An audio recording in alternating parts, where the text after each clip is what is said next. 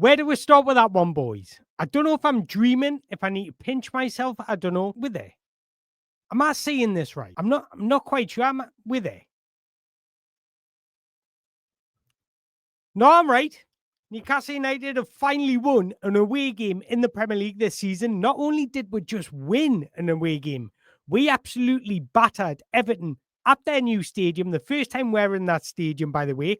And it was a glorious, superb, magnificent, sensational performance. And do you know what the most beautiful thing is? I don't have to sit here and be annoyed. I don't have to sit here and whinge. I don't have to sit here and say, why didn't we do this? We didn't do this well. You don't have to sit there and listen to me whinge all night long, because we're going to be positive tonight, because that was a victory that we desperately needed. But more importantly, it was a performance that we desperately needed. There's only one place to start, and that's to wish Eddie Howe a happy birthday. And boy, did we deliver him a birthday gift, because I've got no doubt for his birthday wish when he was blowing out those candles, he probably wished for a good performance and 3 points. And that's exactly what he got from his boys. It feels so good just to have a Saturday night where I'm just enjoying it. Just embrace the moment. Let's just embrace it together, because when the lineup come out, I thought my eyes were deceiving me again. I had to get my glasses on and really say, did that say Aaron Ramsdale? Did that say Lewis Hall? Did that say Tino Livramento? All in one team. And then we also had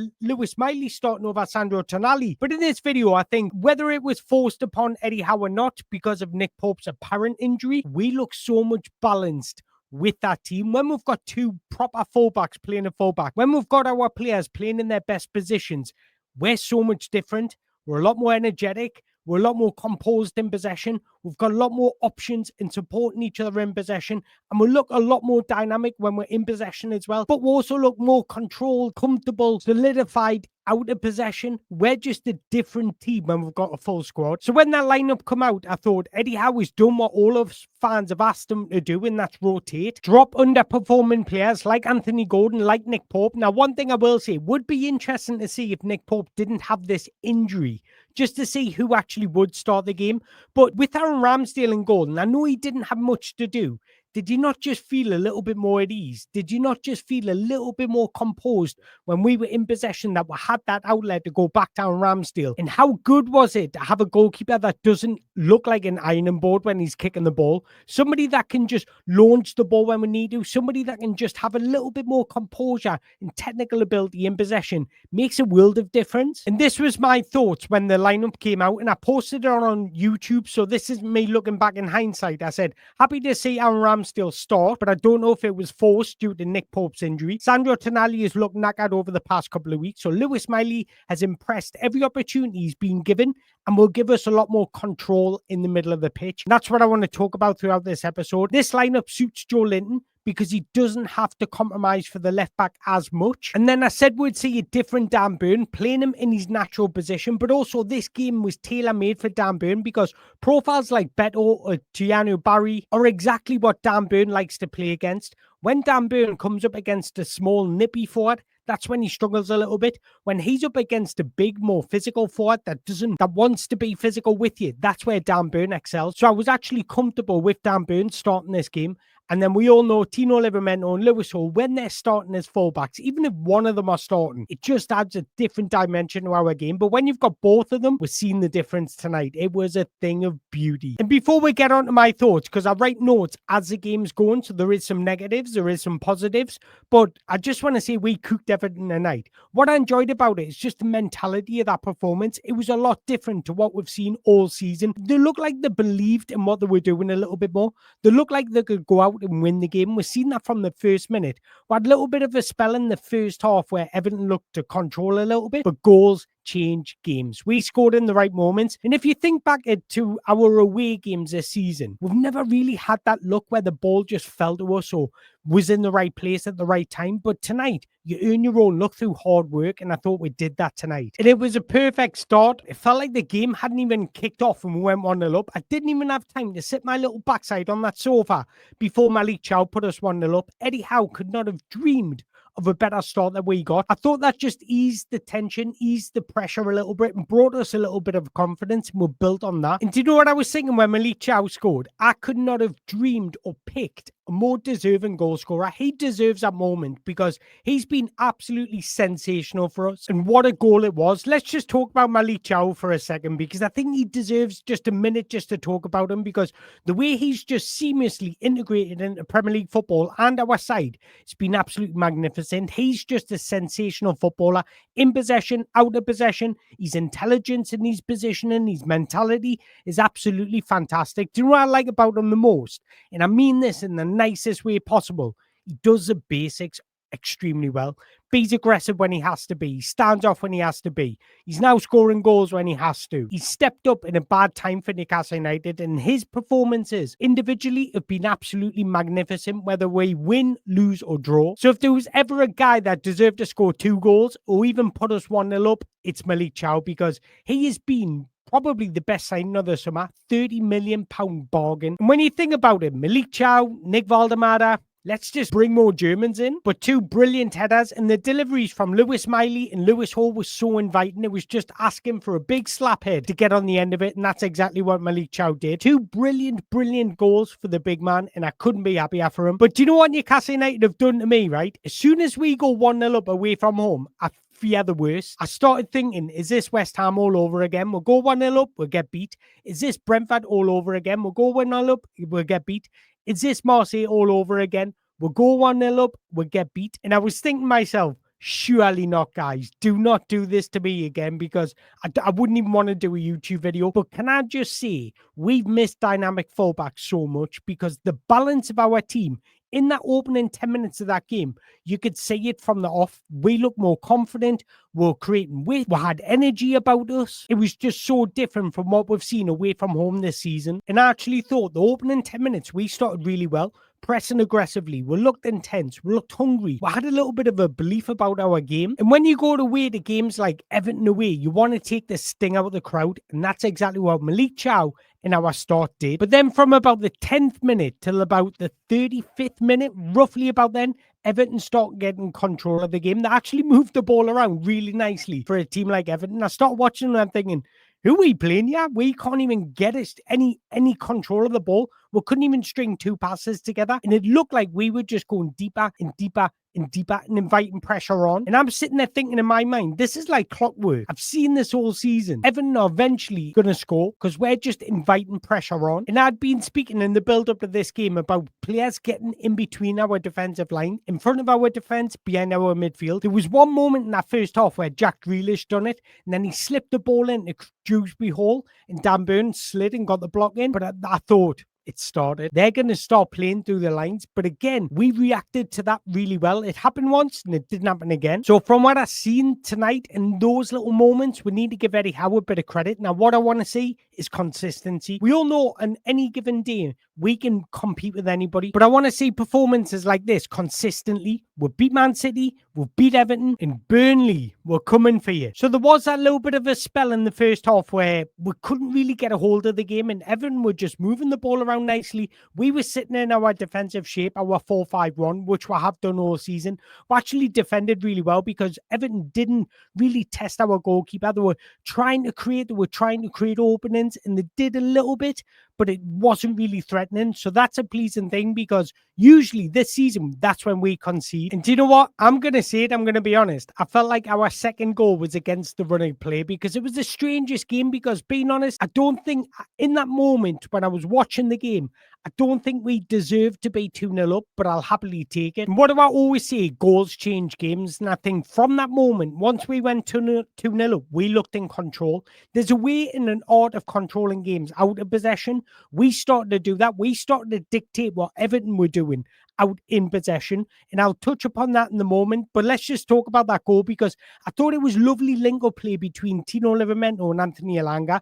Thought Anthony Elanga had a decent game today. Thought he started nervously, but he really grew into the game. And if you think about it, he had a hand in all of our 3 goals. Our first goal, he earned the corner. Our second goal, he combined with Tino. In our third goal, he assisted Nick Valdemada.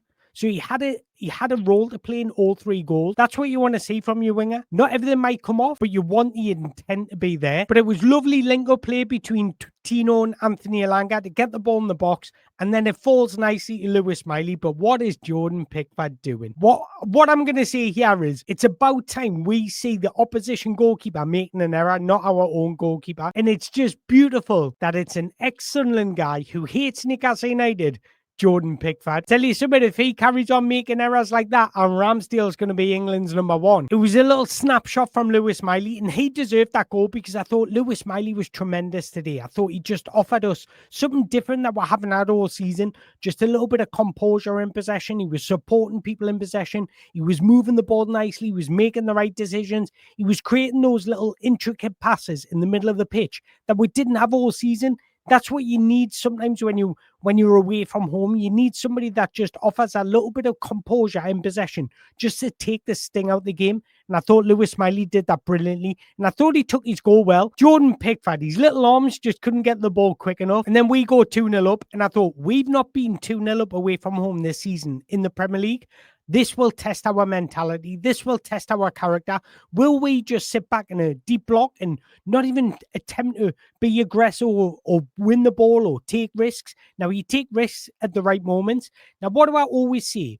When we're pressing, we don't have to always be aggressive, but the change in our mentality once we went 2-0 up was unbelievable. We stopped allowing Everton dictating the game, and we dictated the game without the ball. And what I mean by that, we've done a lot of shadow pressing. So it was when Everton were moving the ball around their back line, they weren't playing forwards. In the opening half an hour of that game, Everton were playing a lot forwards. But after we scored that second goal, we started shadow pressing. We weren't just sitting in a bank of 5 or a bank of 4, however you want to put it. We started shadow pressing. So we were forcing them into negative passes, either a sideways pass or a backwards pass. Everton started to get frustrated. So from that second goal, Everton might have had more possession on paper, but we were controlling that game. And what I really enjoyed about it, we weren't pressing its individuals. It was all as a unit. So from about the 35th minute onwards, after the opening 10 minutes, it was a much more accomplished team performance than what we've seen all season away from home. And then from that moment, we started playing some lovely, excellent football, little 1-2 combinations. We started creating space for ourselves as others.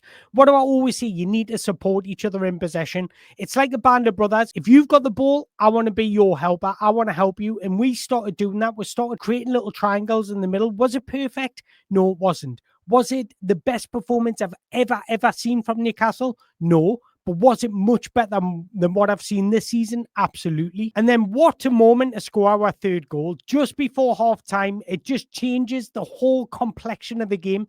What a goal from Nick Valdemada. Let's just talk about Anthony Elanga first, because I thought once again it was excellent from Anthony Elanga. Sometimes in football, you earn your own luck just by working hard, having a little bit of determination. And Anthony Elanga did that. He never gave up on the opportunity. Eventually, the ball fell to him in beautiful vision to see Nick Valdemada in space. Then he just lends the ball off to Nick Valdemada. But let's just talk about Nick Valdemada's finish, because oh my days, if there's anybody so composed, he's so laid back, he's pretty much lying down. The composure, the elegance, he just embarrassed Jordan Pickford, and it was a thing of beauty. It was a little delicate touch just to set himself, and then he just lofted it over Jordan Pickford, and his little arms could not reach that ball.